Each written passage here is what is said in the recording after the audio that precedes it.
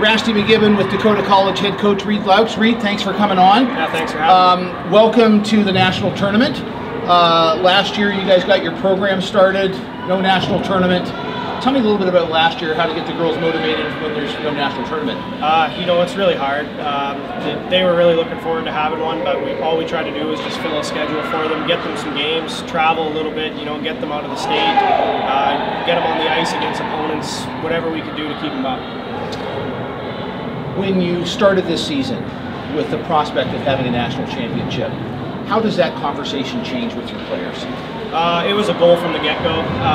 Once we got our feet under us last year, we kind of knew, okay, maybe we have a shot at getting there. So what do we need to do to work on that? What do we need to do to move forward and see ourselves in that tournament? Is it easy to use that as a motivating factor for games? Yeah, absolutely. I mean, anyone who loves hockey loves the idea of a national tournament, right? A lot of our girls come from Canada, so they don't get to experience a national championship tournament up there. So having this experience is a pretty good motivator for all of them. When you've never been here before, obviously, not to say it's a dream, that may be a little bit unfair, but has it lived up to all the anticipation? Oh yeah, I think it has for sure, and then some. I mean, you guys do a great job of putting this on. It's a great experience for all of us, the girls included, and we just love being here. What parts of the tournament would you say have exceeded your expectations?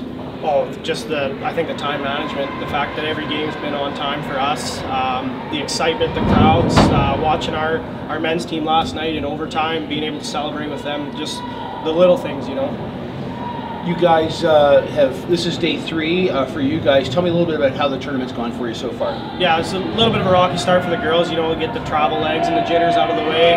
Once we did that, we were good to go, and we've been rolling, playing our game, doing what we need to do, and if we keep moving forward, we'll be okay. For prospective players that would be potentially coming next year, when you tell them about the national tournament and the experience of coming to the national tournament, how would you verbalize that to them?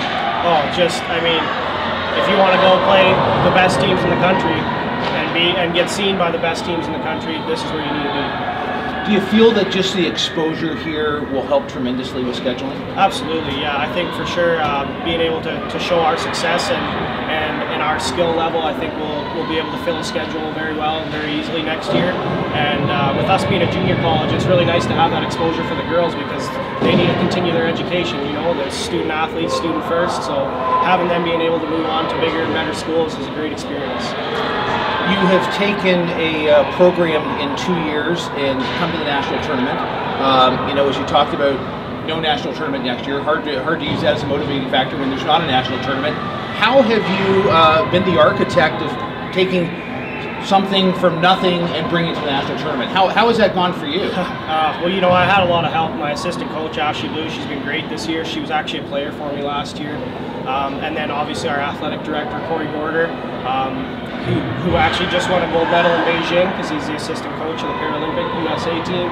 So having his background knowledge, Travis Rybczynski, the men's coach, being there for 21 seasons, having him coach me, just having all that support from the staff, the professors, our recruiters, family members, the community, everyone. It's not a job that goes unnoticed by all of them, and we just appreciate all the help. I couldn't do it without any of them. You mentioned the support of the community back home. Just because these seasons would not have the luster that they have without the families, the parents, the students, even the faculty and people on campus. Just speak to that for a minute. Yeah, I mean it's great. You love to see all the parents and the family members coming down here to support us. All the fans and family members and community members back home watching on TV. It's an awesome experience, and it's hard to describe.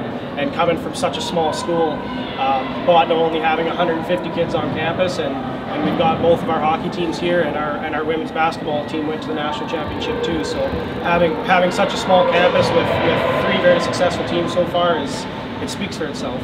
So we put the order in. It's almost going to be 80 degrees today. How warm is it back home?